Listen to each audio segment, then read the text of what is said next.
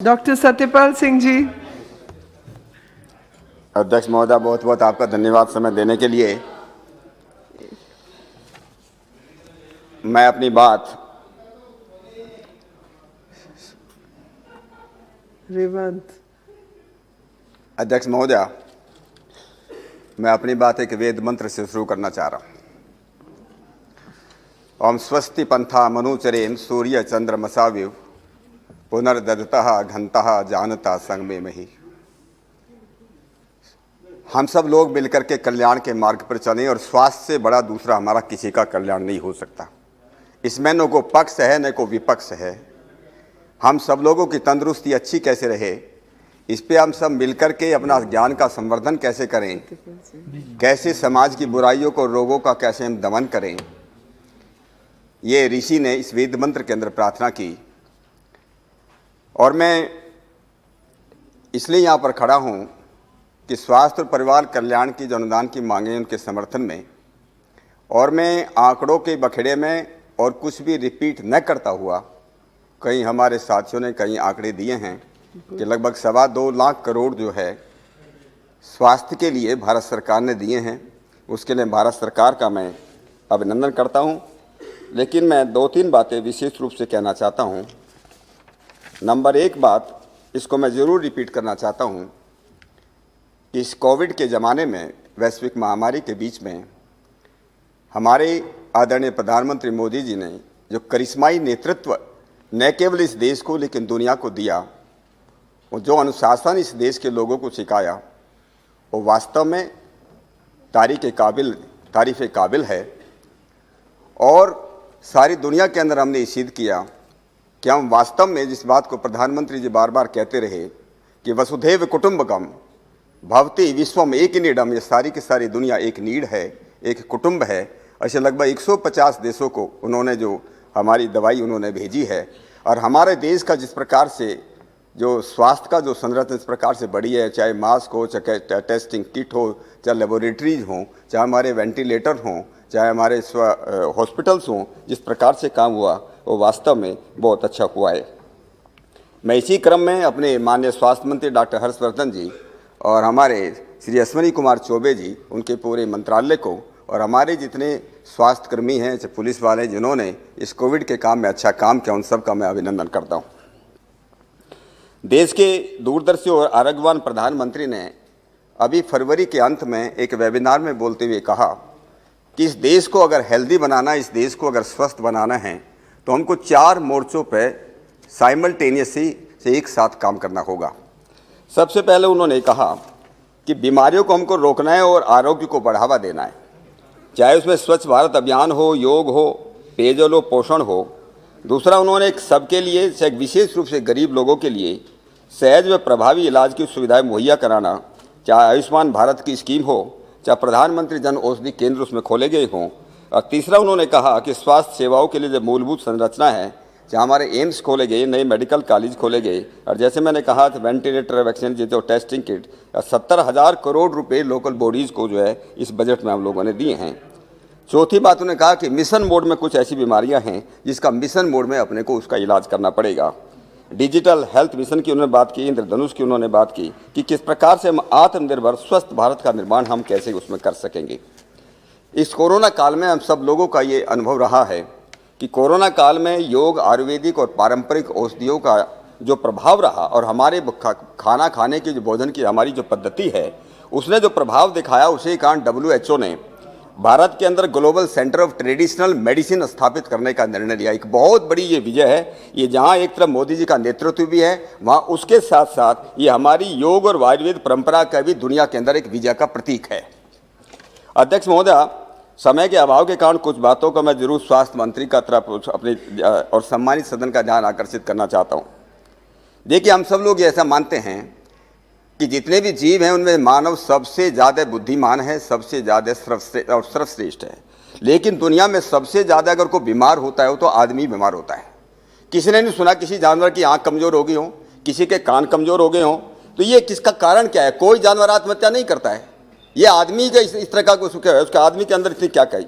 हमारे ऋषियों ने कहा कि शरीर माध्यम खलु धर्म साधनम, धर्मार्थ काम मोक्षाणाम आरोग्य मूलम उत्तमम। हम जो भी कुछ करना चाहते हैं उसका जो मूल है वो आरोग्य होना चाहिए। और इसलिए आयुर्वेद के चरक ऋषि ने कहा कि सर्वम अन्यत परित्यज्य शरीरम अनुपालियेत तद भावे ही भावानाम तद अभावे शरीर नाम। जब तक शरीर स्वस्थ है, इसलिए पॉलिटिक्स छोड़ो, बिजनेस छोड़ो, पैसे कमाना छोड़ो, कुछ भी करना छोड़ो, लेकिन सबसे पहले ध्यान अगर किसी चीज पर देना है, अपने शरीर के जो है स्वास्थ्य पर देना है।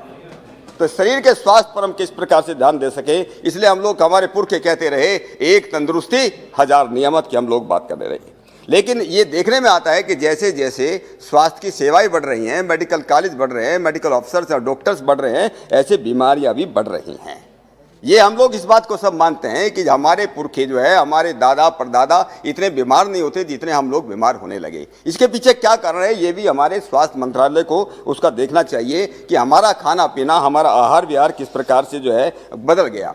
हम क्या बोलते हैं, गाय बैल जो हैं वो मर जाएंगे लेकिन मीट नहीं खाएंगे, शेर भूखा मर जाएगा लेकिन घास नहीं खाएगा, लेकिन आदमी जो मन करता है कुछ भी वो खा लेता है।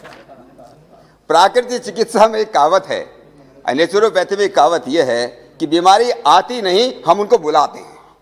बीमारी को हम बुलाते हैं अपने कर्मों से, अपने खाने पीने रहन सहन को उनको बुलाते हैं। कई वर्ष पहले मैं मॉरिशस गया था। मॉरिशस में एक 85 साल का एक बूढ़ा, मैं उसके पास गया, बता कि बड़ा है। मैंने उससे पूछा कि कभी आप बीमार हुए क्या? उसका नाम भरत मंगरू। उसने कहा नहीं, मैं तो कभी बीमार ही नहीं हुआ। मैंने उससे पूछा इसका कारण क्या है? उसने कहा मैं 12 महीने सवेरे 4 बजे उठता हूँ। और उसने कहा, एक बड़ा फार्मूला दिया, सवेरे की हवा सबकी दवा, सवेरे की हवा सबकी दवा। लेकिन धीरे धीरे कई बातों की तरह हम भूलते जा रहे। मैं स्वस्थ रहने का एक देसी फार्मूला बताना चाहता हूँ एक सम्मानित सदन को, और हमारे स्वास्थ्य मंत्री जी भी यहाँ पर बैठे, मैं बताना चाहता हूँ। पैर गरम, पेट नरम और सिर ठंडा। पैर गरम, पेट नरम और सिर ठंडा। आए बीमारी तो दिखाओ डंडा, आए बीमारी तो दिखाओ डंडा। पैर को गर्म रखने की जरूरत है, रोज है ना एक्सरसाइज करने की जरूरत है, चाहे बच्चा हो, चाहे बूढ़ा हो, किसी भी उम्र का हो। अपने लिए 10 मिनट, 15 मिनट, 20 मिनट अपने निकालो, लेकिन डेली व्यायाम, डेली एक्सरसाइज करना जरूरी है।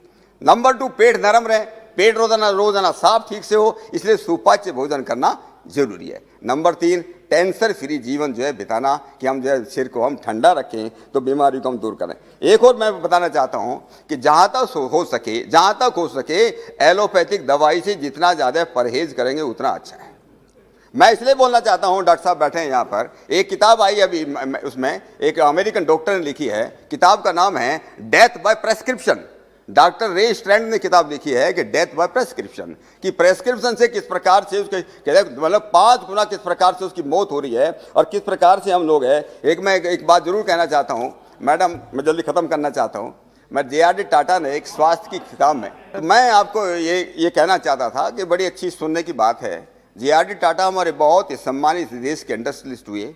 उन्होंने एक किताब की भूमिका में एक हेल्थ के बारे में लिखा। उन्होंने कहा, if you fall sick, go to the doctor, get his prescription, pay his fees because doctor has to survive। और डॉक्टर का प्रेस्क्रिप्शन लेकर के केमिस्ट की दुकान में जाओ और दवाई खरीदो और उसको पैसे दो, because the chemist has to survive. दवाई घर में लाकर रखो, but don't take it because you have to survive. तो हम लोग अगर जो है, इसलिए मेरा कहना ये है कि हम लोग जो है, मेरा विशेष निवेदन ये है, माननीय स्वास्थ्य मंत्री जी यहाँ पर हैं, कि जितना खर्च हम एलोपैथी पे कर रहे हैं उसका 10वां भाग हम अगर हम योग शिक्षक और स्वास्थ्य रक्षक उसके कैडर तैयार करना चाहिए। गांव में जाकर के स्कूल में बनाना चाहिए। आज हम योग पर हम जरूर जोर दे रहे हैं, उसके साथ स्वास्थ्य में बेसिक बातें हम उनको सिखाए जाने की जरूरत है। एक मेरा जरूर निवेदन करूंगा, यज्ञ विज्ञान पर, जिसको हम यज्ञ कहते हैं, हवन कहते हैं, ये कोई धार्मिक प्रक्रिया नहीं है। ये उसको जो है प्रदूषण दूर करने के लिए, पर्यावरण की शुद्धि का है। और इसके बारे में इतना ज़्यादा आज जो है नैनो टेक्नोलॉजी का ज़माना है। नैनो टेक्निक के बारे में, नैनो मेडिसिन का, उसकी एफिकेसी के बारे में इतना बताया जाता है, वो लगभग 10 से 100 गुना ज़्यादा इफेक्टिव नैनो मेडिसिन हैं, और उनका साइड इफेक्ट भी लगभग 100 से कम है। और नैनो मेडिसिन जिस प्रकार यज्ञ हम करते हैं, उनका जो दवाइयों का उसमें जो सामग्री डालते हैं उसको नैनो मेडिसिन से बनती है, और उससे जो है बहुत सी बीमारियाँ, इस पर जो है एक रिसर्च करने की जरूरत है। एम्स ने अपने इंडियन लेवल पर, लेकिन भारत सरकार को यज्ञ विज्ञान के ऊपर रिसर्च करने की जरूरत है। इसी तरह मैं एक बताना चाहता हूँ कि नाड़ी विज्ञान हमारे देश का इतना प्रसिद्ध विज्ञान था कि नाड़ी इतनी मशीन नहीं बता सकती कि आदमी के कौन सी बीमारी होने वाली, कौन सी बीमारी है। नाड़ी विज्ञान इतना ज़्यादा प्रखर इस देश में चलता था, धीरे धीरे करके नाड़ी विज्ञान जो खत्म होता जा रहा है। मैं उस पर भी निवेदन करूंगा भारत सरकार से कि उसके ऊपर भी जो है रिसर्च हम करवा सकें। नंबर एक और लास्ट में मैडम मैं एक बताना चाहता हूं, परिवार कल्याण में हमारा स्वास्थ्य और परिवार कल्याण में हम लोग केवल फैमिली प्लानिंग पर जोर देते हैं। हमारे पास सब बात की प्लानिंग इस देश में है, लेकिन अच्छे बच्चों का निर्माण कैसे हो इस बात की प्लानिंग हमारे यहाँ नहीं है। और इसमें हमारा आयुर्वेद और इस बात को हम अगर पढ़ेंगे कि अच्छे बच्चों का निर्माण कैसे हो सके, सुसंस्कृत तथा दीर्घजीवी बच्चे कैसे हो सके, इस बात में हमको जो है जोर देने की जरूरत है। हमारे अच्छे बच्चे किस प्रकार से आगे बढ़ सकें और हम लोग जो हैं अपने बारे में हम स्वस्थ कैसे बने, समाज को कैसे स्वस्थ बनाएं, इस बात हम सब लोगों को मिल करके पक्ष विपक्ष से भूल करके सबको इस दिशा में हमको काम करना चाहिए। मैडम आपने समय दिया, आपके उसके लिए बहुत बहुत धन्यवाद।